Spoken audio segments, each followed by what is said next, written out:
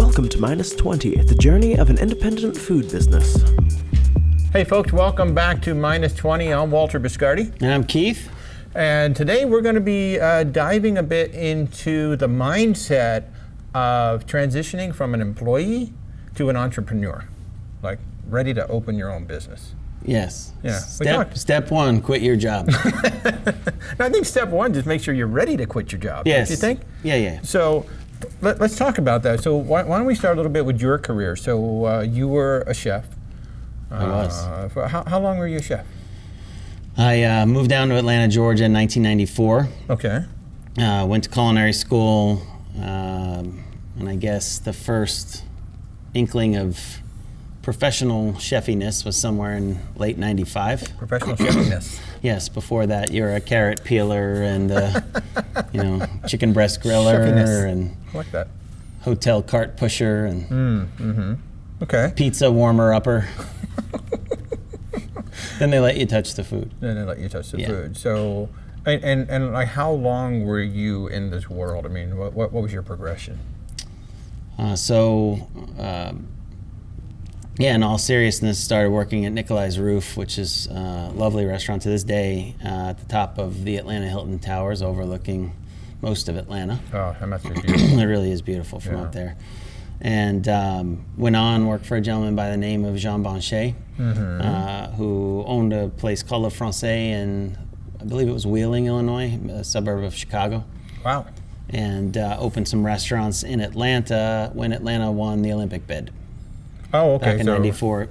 Yeah, so the hospitality industry was booming in Atlanta from the day of the announcement of the Olympics coming to town through today. Yeah. Really. I mean, the city just caught. I should not say Atlanta caught fire. That's a bad reference for the city. It did catch fire a long time a long ago. time ago. The city started doing very well. It had a food renaissance, It really. did. That continues through today. Correct. And when I was getting into it, it was common for the chefs to be European in origin. So there were Swiss chefs and German chefs and French chefs primarily running the higher end hotels in the city. So most of us were young American culinary kids at the time, learning from very, very talented, well-educated, hardcore, intense European trained chefs. Wow. And then we became the next gen and wanted to do our own food, right? And I think my generation likely started to normalize and make it more acceptable for quote unquote fine dining to be more regional American in nature. Okay. Prior to that, I think you had this generic continental cuisine, which I still don't know what in God's name that is. Shrimp cocktail. Right. And something broiled something. And red sauce. Yes. Yes. And what time frame is this? So this is 95 through 97. Okay. Ish. Opened a restaurant myself back in 98. Moved on from that, had the typical sort of ups and downs of running a restaurant. Ultimately, super critically acclaimed. Did well for myself, but lacked the entrepreneurial and business skills to defend the original plan, right? Okay. So a learning moment from failing in the restaurant world was make sure you understand the parameters that the landlord has surrounding said property. Right. You mean the land, not the restaurant itself, but the landlord of the building. Yeah, the landlord of the building and the adjacent properties that can be leased out. And one of the things that I didn't prevent, I was just a young kid. I was 26 when I opened my first restaurant. Wow. I didn't ask for exclusivity. What do you mean exclusivity? Meaning, please don't have another restaurant right next door to me. Oh, okay. And so, you start to see dilution. It's not a problem to be in Restaurant Row, but when, at the time I had placed a bet on being a more pioneering business in a recovering area, right? And so there was really nothing on the street to speak of. So I was the first guy. There was a facade renovation. There was some interior renovation that we took care of. And, I didn't think about fundamental things like parking. Right? If people can't park, it's kind of hard for them. There was no Uber at the time, right? Valet wasn't necessarily a thing. I thought, well, when people are dining, beer and wine is the most important thing, and we don't need to have a liquor license. Turns out people want a cocktail too. And so I made every silly mistake in the book, and ended up having a wonderful time. And we did okay, like right to the very end when we closed the restaurant. It was just one of those things where I think I could go get a job for $12 an hour, because that's effectively what I'm making by owning this restaurant. And I've got 2 babies and this sucks, so I'm gonna hit the reset button and figure it out from there, Wow. So that was about a 2-year excursion for me, and then got back into the scene working in hotels and restaurants and catering and casinos, resorts. So grew from there. So you, I didn't even know about that. So you jumped right in without a whole bunch of thought on that first one. No thought. I mean, very impulsive. I think you find that a lot of entrepreneurs are this way. We'll figure it out later. Right. And that's something over time that you have to educate yourself deeply, become far more self-aware, and surround yourselves with pragmatists and some naysayers, right? People that challenge your every thought, right? Because the irrational optimism of the everyday entrepreneur only works when harnessed, right? If it's out of control, it's out of control. So good lesson number 1 for anybody listening or watching this right now: if you want to jump into something, don't just jump. No. Have a plan. Not only a plan, but surround yourself with a team from day one. Yeah. Right? Good advice. Advisors. If you're not engaged in point counterpoint with people for hours a day while vetting your plan, you will focus on the parts of the plan that delight your brain, right? It's creativity is a bit of an addiction, right? And so you know that, right? So you fixate on it, you place more value on it than it deserves, right? I'm a creative person and I'm a genius and I should be able to do what I want to do, and I want all my toys, and this is what the idealized creative environment looks like, and F them if they don't get it, right? Well, really what the world sets up from the moment that you take that position is, no, F you, and between 12 and 36 months from now, you'll feel the pain of being so myopic in your thinking, right? It's a hard pill to swallow, because it's delightful to be in nothing but a creative space. Yes. It's delightful. The creativity and even the planning is so exciting. Yes. Because you got these ideas, you sketch them out, and then it starts to take shape, and that's really exciting. Correct. And then you're like, oh, this is totally going to work, and then it, in your case, today's a different world. You got Uber, you got Lyft. Who cares about parking today? That goes out the window. But the liquor license, you got to have a good liquor license. And that's right. Yeah. And you have to think about the pillars of, sort of the lanes, I won't call them pillars, but lanes of knowledge that are required to raise the odds of you surviving. It doesn't mean you can't be bold or you can't be creative if you spend time trying to understand the fundamentals of accounting, right? So the way I started to think about it is, I'm not going to open another business until I could sit with the leader of each of these lanes. Okay. The finance lane, the marketing lane, the sales lane, and be at very least a competent assistant or associate to said person, right? So if I can't have a fluent respectable conversation between myself and a CFO. I shouldn't own a business. If I can't have a conversation with a CPA firm that leaves them going, I think this guy's gonna make it. Keep learning. Keep learning. Don't just jump in with nothing but your creativity. You have to be a business in and of yourself. Yeah. So education. We talked a little bit about that in the past. Yeah. I'm going to just backtrack just a little bit. Sure. You know, I made the leap from employee to entrepreneur, and I know there's people listening and watching this right now. You talked a little bit about the naysayers, pragmatism. How do you know, what's your advice for knowing when you actually have an idea that's worth pursuing? Because the naysayers are going to go, that's a dumb idea, you've got a great job, don't leave your job. People who love you are going to go, that's awesome, man, you should just go do it, that's a killer idea.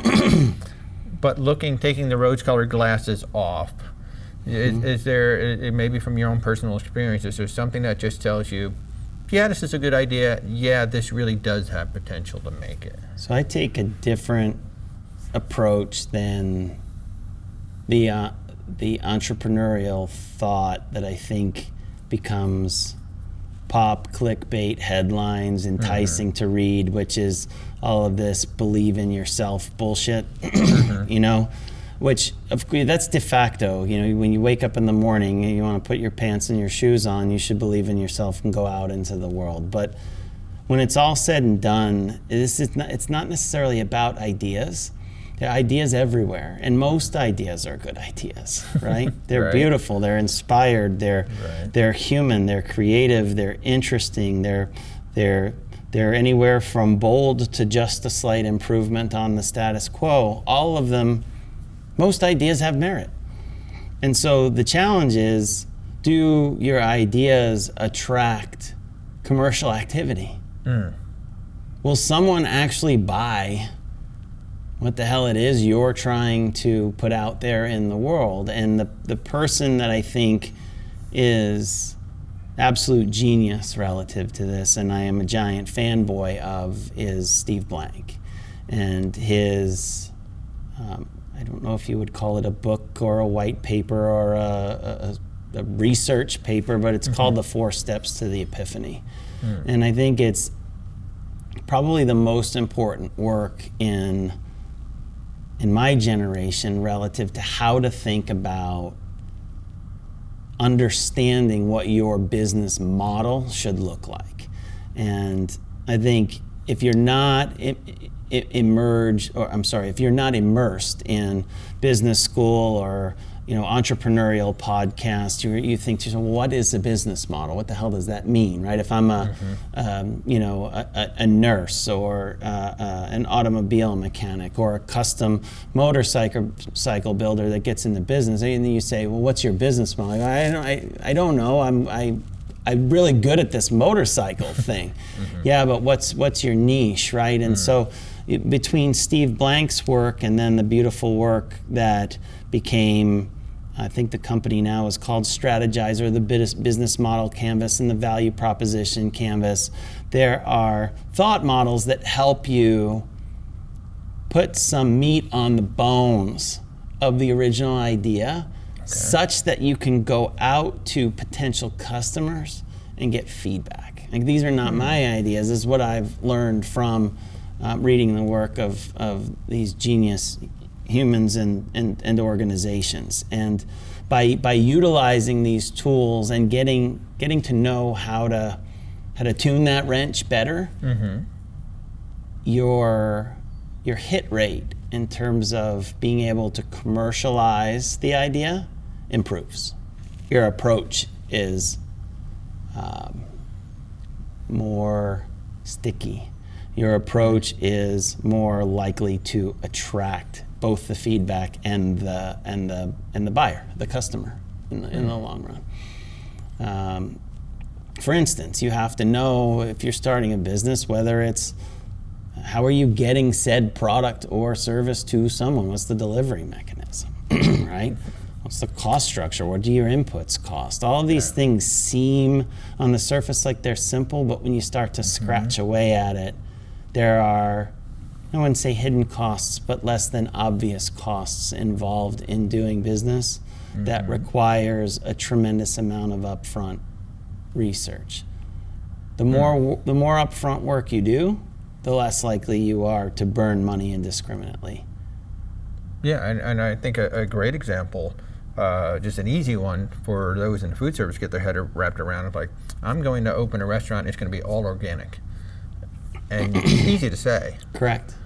And there's two issues that come into it. One, availability of product that you may want to do. Then two, you may not realize just how expensive this stuff is. So you're serving now $40 and $50 plates of food instead of $15 to $30 plates of food. And will an audience buy that? Right. So simple research. And the answer is probably not. Yeah. Right? I mean, when you look at, you don't have a genre of organic restaurants popping up all across our great interstate system. Should there be? For sure. Yeah. But has someone figured out the ideal business model there? Probably not. Yeah. Probably not to have the organic equivalent of McDonald's. Right? Yeah. So it will take a lot of work and a great team, and eventually it'll be there, and we'll be like, why didn't we think of that? Since we're in the commercial food space, and I'm going to guess that a lot of our audience is in the commercial food space, there are certain considerations, let's say gotchas, obstacles that you may not expect. We make ice cream here. Yeah. You may have, those of you listening and watching, you may have an idea for an ice cream, a cookie, a bread, or whatever. A dressing, a mustard, anything. Whatever. Or even opening a restaurant. But it's not as easy as, I made this great mustard, now I'm just going to go start selling it. What are some of the considerations and some of the obstacles that people need to understand before they jump into, I'm going to make a commercial food product? Food manufacturing in particular, I think I'll focus on that because the restaurant is a completely different beast. Okay, and we can do a separate podcast on that alone. So many states have some kind of initiative, whether it's through their Department of Agriculture or through a university system that focuses in on ag and food, will have some kind of support program, extension program for people aspiring to do small food businesses. Okay. In the state of Georgia, the University of Georgia does an event a few times a year through their extension program, the food science department, called Starting Up a Food Business. Could not be more direct. So look for a class like that. Okay. And they bring in experts. I went to it while I was getting my MBA, spent the better part of a day covering everything from basic regulatory to tax to corporate structure to the kinds of support that the state can provide, to Small Business Development Center, contacts and liaisons, to how to attract low-cost loans, and then life stories of food entrepreneurs talking about the pitfalls that they had to handle along the way, and their path to either success or failure. When we started High Road, we had a fortunate opportunity to talk to someone who had just failed in a business, who was really, really brilliant. And the person shared with me one really important bit of information. She said, I was so focused on having the most gorgeous packaging that I went with very expensive packaging that was not industry standard for the product type that I was creating. Right? Wow. And so as a result, I had delays on packaging. My packaging didn't fit on retailer shelves properly. We created all kinds of problems for the consumer. The cost input was too much packaging and not enough money left over for the product going into the package, so that the thing ended up being on shelf for $10, $11.99, where if I would have used industry standard packaging with good graphics, it might have been $6.99 on shelf, and I would have driven more velocities. This was the most important killer of my business. If I could give you one bit of advice, If you're thinking about doing really cool packaging, don't. And we were. Right, we're like, well, the ice cream pint is boring. We're gonna come up with something cool. I'm married to a product and graphic designer. Well, let's do this, origami box, and we'll put ice cream in the shape of a star on the shelf, and that should be easy, And we didn't, and we put it in a regular old paper pint. And that little bit of advice, just from going to the starting up a food business course at the University of Georgia for, I think it might have been $100 to do it, and they included lunch, was amazing. Wow. And so it's that kind of stuff. So, and then you just iterate. Okay, I met this guy. And you should be writing down questions constantly. And then ask the experts, what other questions should I be asking that I'm not because I'm a novice? That's the best question to ask an expert. Yeah. What should I be asking? Yes, because too many times entrepreneurs want to tell you how brilliant their idea is, and you just sit there going, it's barbecue sauce. It's not that brilliant. It's not rocket science. Right? Yeah. Well, my grandma made the best barbecue sauce. Yeah. I'm sure she did. If you would like to get into the barbecue sauce business and you're so confident that your barbecue sauce already tastes delicious, ask all the other questions that you're not yet asking. Wow. Yeah. Wow. And is there, what obstacles would I face? Okay, you just brought up barbecue sauce. So I want to bring a barbecue sauce to market. And I'm asking some questions now, but what about just physically making it? How do I approach just getting it made? Like, we haven't gotten into the finances or anything yet, but just so the person watching this understands, like, how am I actually going to get this barbecue sauce made? This is highly dependent upon how friendly your state is to start up small or homestead type food businesses. Okay. Cottage industry, micro, whatever you want to call it. Sure. Different states, for instance, allow production of jams and jellies in the home up to a certain dollar figure of sales. So effectively gives you permission to sell at local farmers markets up to a certain point. And the reason that the states allow that is they don't feel it's a giant risk to the public health. Right? If something goes wrong, we could contain this really quickly and ask, said jam producer to stop. When you want to scale up and become $1 million plus business, your path, if you don't have the funds to lease and build out a space, is to find an incubator kitchen with the right certifications, regulatory oversight, reputation to go into with the state's permission so that you can get licensed to make your product at scale. Now, in the state of Georgia, there's a handful of them. They've been successful. I also have noticed from talking to folks in the regulatory environment that the regulatory agencies tend to get bogged down with small upstart food businesses, and it gets voluminous for the regulatory agencies to try to regulate everybody's barbecue sauce, everybody's jam, everybody's pancake mix. And so I think there's some, depending on the state, again, there may be some fatigue, right? Or there may be simply a lack of resources to help get you licensed. So your best bet is to focus on your own brick and mortar space in which to produce the product, right? Maybe, I think it could be done on the most entry level way for a dry goods blending type, I want to make barbecue rubs instead of barbecue sauces, probably a little bit easier to get into the game. You get something that you can lay down a quarry tile floor and a 3-compartment sink, and the appropriate paneling on the walls and the right sanitation infrastructure. You could probably do it pretty cheaply. We took the original high road space we were able to build out, and I know I have photos for you so I don't have to do stick drawings in this one, for $40,000. So we got the place clean up ready. So we call it in this industry clean room, right? Okay. So can I wash down the walls? Can I spray down the floors? Is there the proper drainage? Do you have the right 3-compartment sink?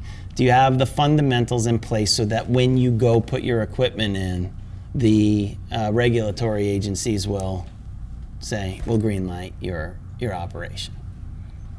And you go. There you go. And you go. I remember in the state of Georgia when we started High Road, before we were permitted to actually sell our product, the Department of Agriculture allowed us to move in. So we were allowed to move into the facility, and we were allowed to start R&Ding our product but not selling it. Okay?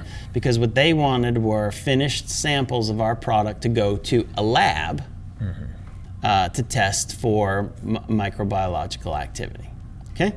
So we're new to the ice cream business at this time. We buy a particular piece of equipment called a batch freezer, and inside the batch freezer, inside the cylinder where the ice cream spins, there was a valve that goes in. You're supposed to put a culinary grade lubricant on it, put the valve in, and this valve was the thing that drove the dasher, which is basically the blades that spin inside the ice cream machine to churn the ice cream. So I had been making samples all week, being really, really vigilant about having the place completely and utterly, spotlessly clean. It smelled like a swimming pool. It was incredibly clean. Wow. And I kept spinning my samples to send out to regulatory, and they kept failing. I said, what is going on? And it had this thing called aerobic plate count, which is what they refer to as an indicator organism, which is an indicator of whether or not your equipment is completely and utterly clean. And I lost my mind. I was like, do I actually have to have like a boy in the bubble type environment? Like, do I have to wear a spacesuit? Am I permitted to breathe? I'm so confused. Yeah. And then the regulator said that valve in the back, did you remove it, strip it, and re-lube it every time you run the machine? And I went, no. Right? So I did a boy in the bubble thing and got something to pass, but it was legitimately like in a mass, like, so it's the little things, right? And so you had 2 gaskets, and you had to take the gaskets off and clean and sanitize in hot water, and then put fresh culinary grade lubricant. As a chef, I didn't know what culinary grade lubricant was. What is this? I don't lube the pan before I saute the egg. Like, I didn't know what's food lube. First of all, it sounds terrible. Second of all, where do I buy it? And then, can I use Vaseline peanut oil? Right? And just these are things you learn as you're starting up a food business. Yeah. So while you have, I think we can stop with food lube. I think we can end the show. I think you should put across the screen the various brands of food lube available. Do we use food lube here? Yes, okay, all day, every day. So we'll get you some food lube. We'll have a food lube episode. We should. We should, yeah, because, that's what people want to hear. The sound, we can do it in slow motion, the sound of it. It's the worst. It feels gross, too. It's like, imagine Vaseline, but like 9 times denser. Oh, God. And you have to... I apologize for those of you who had to witness what it's very medical. Yeah. Ish. So, just to recap, if you think if you really do, you have an idea, you want to jump from being an employee to an entrepreneur, it's going to take research. Nobody's going to hand any of this to you. No. Keith gave you some great starting points to start thinking about. And I don't know why I'm looking at the monitor and not the camera, but I'm going to look over here at the camera now. But nobody hands any of this to you. The states have great resources. Your library has great resources. Local universities have great resources. And I think you gave a lot of good examples and options for people to start thinking about. Yeah, and don't be afraid to reach out to food entrepreneurs, I think there's a way to approach them though. Oftentimes, folks are looking for a shortcut, and one of the things that entrepreneurs tend to be very proud of is their grit and see a ton of value in feeling alone and that initial part of the journey. And so folks certainly want to guide you, but they don't want to do the work for you. So I would say that, to ask a food entrepreneur who's passionate about the food community for a half hour of their time, come well prepared with questions, and don't ask for anything other than guidance, right? Because to be an entrepreneur, you have to be able to chip away at your own path. Super important piece of earning street cred amongst your fellow food entrepreneur community. I think that's a great way to end it. So for Minus 20, I'm Walter Biscardi. I'm Keith. Take care. Thanks for joining us here on Minus 20.